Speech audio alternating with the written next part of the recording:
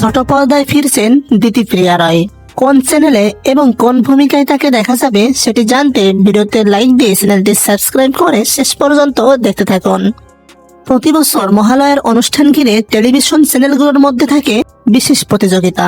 কোন চ্যানেলের উপস্থাপনা, সাজসজ্জা এবং দেবীর রূপ দর্শকদের বেশি মন জয় করবে তা নিয়ে থাকে আলাদাই এক আগ্রহ।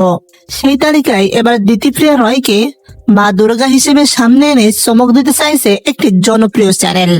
মা দুর্গার চরিত্র নিয়ে অভিনেত্রী বলেন, মা দুর্গার চরিত্রে অভিনয় করা শুধু একটি চরিত্রে অভিনয় নয়, বরং এটি তার কাছে এক বিশেষ অনুভূতি এবং দায়িত্বের বিষয়।